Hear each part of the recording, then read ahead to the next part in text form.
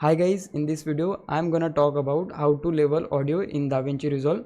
So in my case I have 3 clips and their audio levels are not the way I want, as you can see here. So before we start fixing them, if you are not able to see the audio levels in your Davinci Resolve, what you have to do is to go to this tab right here. Now hold the shift key on your keyboard and move the scroll of your mouse like this, and this is how you can easily make the audio levels visible. And the problem is still there. What you can do is to go to this tab and here you will find audio waveform option. You can click on this and your problem will get solved. So finally we are going to normalize our audio levels. So as you can see, in my first clips audio level is so high, and the second one is pretty good but still not the way I want, and the third one is so low. So to fix them, the first option is to manually increase their audio levels like this, but this is going to be so frustrating, so we are not going to use this. So what we can do, select the all clips like this, and after selecting you have to click right on your mouse, and after that you will find the option by the name of normalize audio levels.